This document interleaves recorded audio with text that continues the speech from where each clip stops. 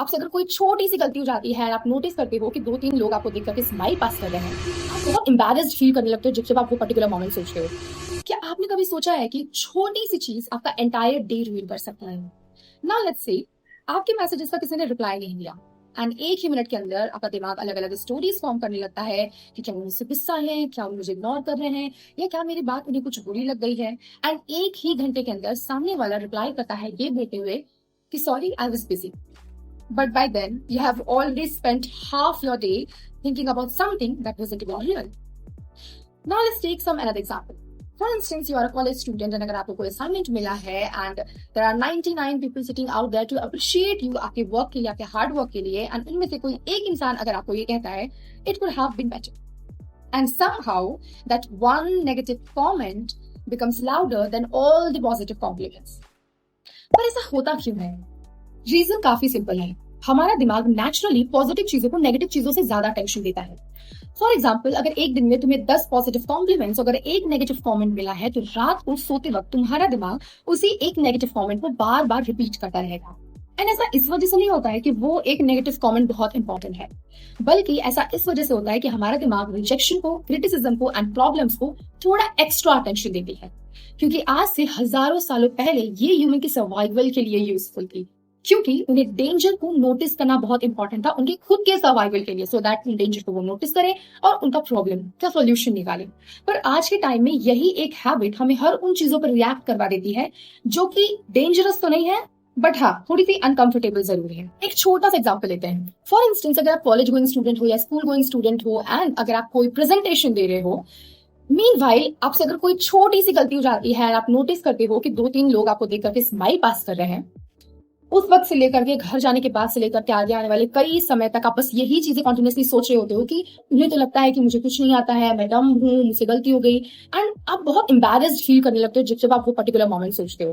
But you know what the funniest part in it is basically कि वो आपका presentation कब का भूल गए हैं और वो अपनी खुद की लाइफ में और अपनी खुद के प्रॉब्लम्स में बहुत ज्यादा बिजी है। एंड ऐसा ऑनलाइन भी होता है, सोशल मीडिया पे भी होता है। फॉर इंस्टेंस, अगर आप कोई पोस्ट या कोई वीडियो अपलोड करते हो एंड 50 लोग आपको अप्रिशिएट कर रहे हैं, उनमें से कोई एक इंसान आता है आपको नेगेटिव कमेंट करके चला जाता है, रात को सोने से पहले अगेन आपका दिमाग उसी चीज को कॉन्टिन्यूसली रिपीट कर रहा होता है कि वो मेरे बारे में ऐसा सोचता है, ऐसे कई लोग होंगे जो मेरे बारे में ऐसा सोचते होंगे, so on and so on. पर यहाँ पर एक चीज समझनी बहुत जरूरी है। गोल ये नहीं है कि हम इमोशंस ही फील करना बंद कर दें, रेदर गोल ये है कि हम इमोशंस को तुरंत रिएक्शंस में कन्वर्ट करना बंद कर दें। पर ये होगा कैसे? So let me tell you, there's a huge gap between reaction and responses. Reactions are usually automatic, rather responses are always choice-based. And let me give you some 3 tips जिसके थ्रू हम एक better decision making कर सकते हैं। So the first thing is take pauses. See, pauses लेने से situation तो change नहीं होगी, but तुम्हारा state of mind जरूर change हो जाएगा। And जब state of mind change होगा, तो तुम better decision making कर पाओगे। फॉर एग्जाम्पल, अगर तुम्हें किसी ने बहुत रूड रिप्लाई किया तो पहला इंस्टिंक्ट तो ये होगा कि तुम भी उससे रिप्लाई बैक करो एंड अपनी साइड एक्सप्लेन करो, पर इससे होगा क्या, राइट? सो उस पर्टिकुलर सिचुएशन में टेक सम पॉज, पानी पियो, वॉक करो, एंड उसके बाद जब तुम थोड़ा काम फील करो, then you can jump on that particular topic. So while editing my video I found कि मैंने एक क्लिप डिलीट कर दिया है, सो अगेन मुझे रिकॉर्ड करना पड़ेगा। So the second tip is कि डिफरेंशिएशन करना सीखो बिटवीन फैक्ट्स एंड अजम्पशन।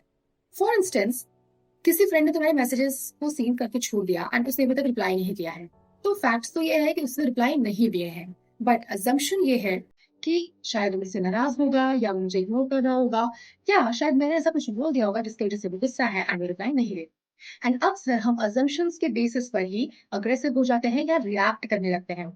सो अगली बार अगर कभी ऐसा हो तो आस्क योरसेल्फ कि क्या मुझे पूरा सच पता है या मैं सिर्फ अजम्पशन के बेसिस पे ही रिएक्ट कर रहा हूँ या कर रही हूँ। And third, ask a simple question to yourself, क्या मेरे सामने जो सिचुएशन आज है वो अब से लेकर के कल और आगे आने वाले 1 हफ्ते के बाद भी मेरे लिए उतनी ही इंपॉर्टेंट होगी जितनी की आज है? And if answer is yes, then calmly respond करो, but if answer is no, then I don't think so कि तुम्हें उस पर इमोशनली इन्वेस्ट करने की बिल्कुल जरूरत है।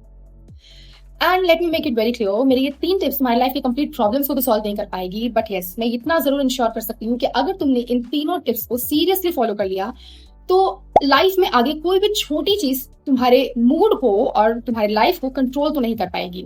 And yes, always remember this, सबसे स्ट्रांग लोग हमेशा वो नहीं होते हैं जो हर आर्ग्यूमेंट्स को जीतते हैं।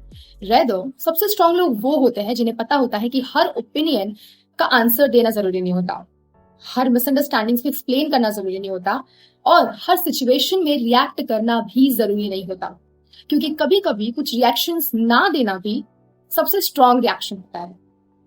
एंड यस, अगर आपने यहाँ तक मेरी वीडियो देख ली है so thank you so much. And अगर आपको मेरी वीडियो इन्फॉर्मेटिव लगी हो then do consider subscribing my channel, do like, share, comment, and let's grow together. Thank you so much.